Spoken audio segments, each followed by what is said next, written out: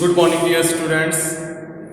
तो आज हम आपको नया टॉपिक पढ़ा रहे हैं जिसका नाम है रेगुलेशन ऑफ जीन एक्सप्रेशन। तो रेगुलेशन ऑफ जीन एक्सप्रेशन आपको सबसे पहले हम बताएंगे in the eukaryotes and finally in the prokaryotes.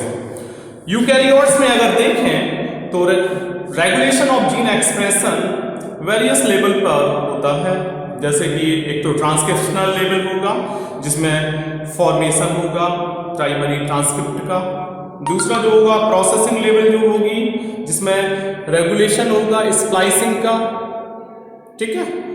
और इसके अलावा ट्रांसपोर्ट ऑफ mRNA होगा from nucleus to the cytoplasm.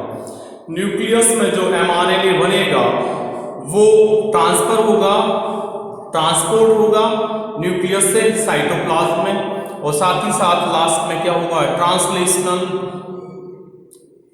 Level पे जीन एक्सप्रेशन होगा।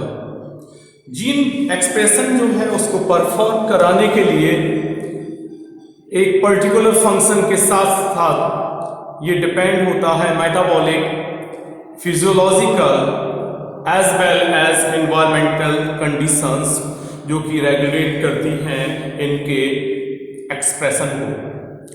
ये तो यूकैरियोट्स से रिलेटेड हमने थोड़ी सी आपको जानकारी दी। अब बात करते हैं प्रोकैरियोट्स की। प्रोकैरियोट्स में जो जीन एक्सप्रेशन होता है वो कंट्रोल्ड होता है during the time of initiation of transcription. Transcription का जब इनिशिएशन होता है तो उसी दौरान ये कंट्रोल्ड होता है। आरएनए की जो एक्टिविटी होती है, आरएनए पॉलीमरेज, आरएनए सुना होगा, एक एंजाइम होता है। आरएनए पॉलीमरेज की जो एक्टिविटी होती है वो रेगुलेटेड होती है किसके द्वारा, interaction of some accessory proteins. कुछ जो एसेसरी प्रोटीन्स होते हैं उनके द्वारा ये रेगुलेट होती है, जो कि अफेक्ट करती है इसकी स्टेबिलिटी को, इसकी एबिलिटी को, किसको, एबिलिटी को। और ये रिकॉग्नाइज करती है स्टार्ट साइट्स, जो स्टार्ट साइट्स होती हैं उनको ये रिकॉग्नाइज करती है। ये जो रेगुलेटरी प्रोटीन्स होती हैं ये दोनों होती हैं पॉजिटिवली का मतलब है कि दे एक्ट एज एक्टिवेटर। अगर एक्टिवेटर के फॉर्म में ये काम करेंगी तो उसको हम कहेंगे पॉजिटिवली, और निगेटिवली का मतलब अगर रिप्रेसर का काम करेंगी तो वो बोला जाएगा निगेटिव। तो ये positively as well as negatively दोनों तरीके से रेगुलेटरी जो प्रोटीन्स होती हैं वो काम करती हैं। जो एक्सेप्टिबिलिटी होती है प्रोमोटर रीजन की प्रोकैरियोटिक डीएनए में, वो बहुत सारे ऐसे केसेस हैं जिनमें रेगुलेट होती है इंटरैक्शन ऑफ प्रोटीन्स के द्वारा, और ये सीक्वेंस बोला जाता है। इस सीक्वेंस को बोलते हैं ऑपरेटर। इसको क्या बोलते हैं, ऑपरेटर। और ये ऑपरेटर्स होते हैं, ये एक प्रोमोटर से दूसरे प्रोमोटर के पास होते हैं और जिनको हम ओपेरॉन्स भी कहेंगे, मोस्ट ऑफ द ओपेरॉन्स। प्रत्येक ओपेरॉन में एक स्पेसिफिक ऑपरेटर होता है, एक स्पेसिफिक ऑपरेटर होगा, एक स्पेसिफिक रिप्रेसर होगा।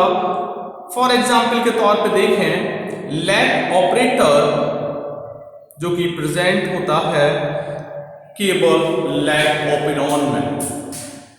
बात अगर करें हम लैक ओपेरॉन की, ये लैक ओपेरॉन में बैक्टीरिया में लैक ओपेरॉन को फर्स्ट डिस्क्राइब किया था। बैक्टीरिया में लैक ओपेरॉन को सबसे पहले डिस्क्राइब किया था फ्रांकोइस जैकब और जैक मोनाक ने। सीधा नाम याद रखो आप, जैकब एंड मोनाक ने फर्स्ट टाइम लैक ओपेरॉन को ऑब्जर्व किया था किसमें, बैक्टीरिया में। लैक ओपेरॉन की बात करें तो इसमें एक तो रेगुलेटर जीन होती है जिसको आई कहते हैं, ये हो गई। इसके अलावा जिसे रेफर करेंगे to inhibitor and 3 structural genes जिन्हें कहेंगे क्या क्या हो जाएगी, ZYA, Z ये है, YA है और A, ठीक है। ये कौन सी होगी, हम बोल सकते हैं lac operon consist of one regulatory gene that is small i which refers to inhibitor, जो आई का मतलब क्या है, इनहिबिटर है, एंड 3 स्ट्रक्चरल जीन्स, और ये 3 जो स्ट्रक्चरल जीन्स होंगी ZYA, ये 3 स्ट्रक्चरल जीन होती हैं लैकोपेरॉन में। जो आई जीन होती है वो कोड करती है रिप्रेसर Z, और ये कोड होता है बीटा गैलेक्टोसाइडेज।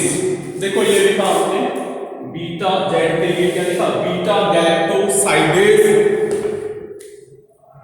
जिसे शॉर्ट में हम बीटा GAL भी लिख सकते हैं। क्या लिख सकते हैं शॉर्ट में, बीटा गैलेक्टोसाइडेज को हम बीटा GAL भी लिख सकते हैं, जो कि हाइड्रोलाइज करता है, विच हाइड्रोलाइजेस लैक्टोज इनटू गैलेक्टोज। लैक्टोज सुना होगा, लैक्टोज भी एक मिल्क शुगर होती है, लैक्टोज को ये हाइड्रोलाइज कर देता है इनटू द गैलेक्टोज, गैलेक्टोज में चेंज हो जाता है। गैलेक्टोज के साथ चूंकि आप जानते हैं लैक्टोज डाइसैकराइड है, तो डाइसैकराइड टूटेगा तो 2 मोनोसैकराइड बनेंगे। तो जैसा कि हम बोल रहे थे, जब लैक्टोज का हाइड्रोलिसिस होगा तो गैलेक्टोज बनेगा एज वेल एज ग्लूकोज का फॉर्मेशन होता है। जो Y है, Y कोड्स करती है फॉर परमिएज। ये देखो हमने Y के लिए लिखा क्या है, ये जो Y है ये किसके लिए है, परमिएज, ये भी एक एंजाइम है। क्या बताया हमने, Y codes for परमिएज which increase, जो कि इंक्रीज करती है परमिएबिलिटी ऑफ सेल, सेल की परमिएबिलिटी को इंक्रीज करती है बीटा गैलेक्टेज के लिए। इसके अलावा जो ए जीन होती है वो कोड करती है ट्रांस एसिटाइलेज। देखो यहां लिखा हमने ट्रांस एसिटाइलेज, एक के लिखा हमने ट्रांस एसिटाइलेज। तो ये तो बात इनकी हो गई। ऑल दीज आर रिक्वायर्ड, इन सभी की आवश्यकता होती है for metabolism of lactose. Lactose के मेटाबॉलिज्म में इन सभी की क्या होती है, जरूरत होती है। इसलिए सभी जो जीन्स होते हैं are required to function together, इसलिए सभी जीन की साथ साथ काम करने के लिए उनकी जरूरत होती है। लैक्टोज जो होता है which acts as substrate for enzyme beta galactose, जो लैक्टोज होता है वो सबस्ट्रेट के फॉर्म में काम करता है, किसके लिए करता है, एंजाइम बीटा गैलेक्टोसाइडेज के लिए। इसके साथ साथ ये एक्ट्स करता है एज इंड्यूसर, ये इंड्यूसर के रूप में भी काम करता है, और ये transported to cell through cell membrane. अब ये क्या होता है, ये ट्रांसपोर्ट हो जाता है सेल मेम्ब्रेन के through due to action of permease. किसके एक्शन से, जो परमिएज बोल रहे थे, परमिएज के एक्शन से ऐसा होता है। जो रिप्रेसर है, repressor is translated from i gene, जो रिप्रेसर होता है वो ट्रांसलेटेड होता है कहां से, आई जीन से। और ये जो रिप्रेसर है, this repressor binds to the operator region, और ये रिप्रेसर होता है, देखो रिप्रेसर जो होगा वो बाइंड करेगा, repressor translated from i gene, this repressor binds to the operator region, ये ऑपरेटर रीजन को वाइंड करता है और प्रिवेंट करता है आरएनए पॉलीमरेज को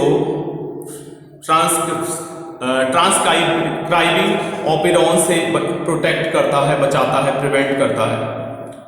जब लैक्टोज प्रेजेंट होता है, when lactose is present it binds with repressor, और ये तब किसके साथ बाइंड हो जाता है, रिप्रेसर के साथ बाइंड हो जाता है, और ये चेंज हो जाता है, और इसकी जो प्रॉपर्टीज होती हैं, इसकी प्रॉपर्टीज चेंज हो जाती हैं। रिप्रेसर इसके बाद अनेबल हो जाता है और बाइंड करता है ऑपरेटर के साथ। आरएनए पॉलीमरेज जो होता है वो बाइंड करता है इसके साथ, प्रोमोटर के साथ। और ट्रांसक्रिप्शन जो होता है वो सभी तीन स्ट्रक्चरल जीन कौन सी हैं? ZYA। कौन कौन सी है स्ट्रक्चरल जीन? ZYA। तो जो आरएनए पॉलीमरेज जो होता है binds with promoter and transcription of all structural genes takes place. इस प्रकार के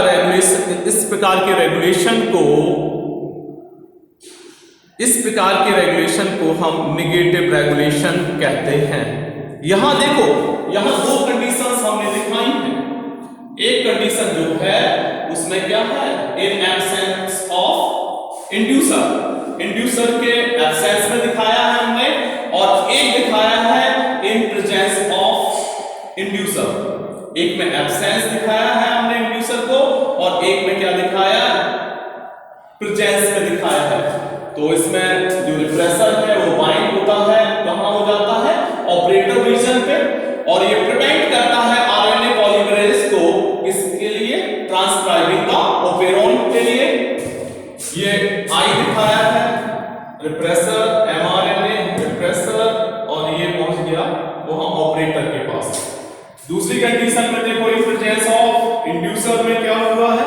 जो रिप्रेसर एमआरएनए है, बीटा गैलेक्टोसाइडेज, परमिएज, ये सब होते हैं, तो उसमें क्या होता है? ट्रांसक्रिप्शन होगा, ट्रांसलेशन होगा, ये प्रोसेस होती है।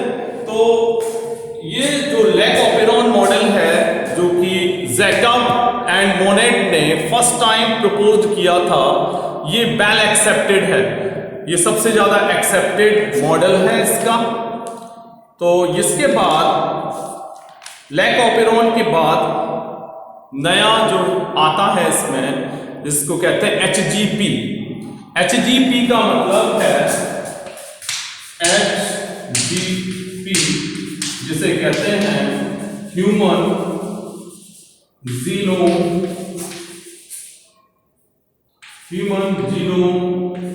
प्रोजेक्ट। इसको क्या बोलेंगे? Human genome project. ये ह्यूमन जीनोम प्रोजेक्ट से रिलेटेड जो है वो हम कल आपको इसके बाद इससे रिलेटेड पढ़ाएंगे। लेकिन ये जो फिगर्स बने हैं, इन फिगर्स को आप जरूर बना लीजिए, ठीक है? और जो कल हमने होमवर्क दिया था वो सब कंप्लीट कर ही लिया होगा आप लोगों ने। तो ठीक है, कल हम आपको बताते हैं about the human genome project. Thank you so much.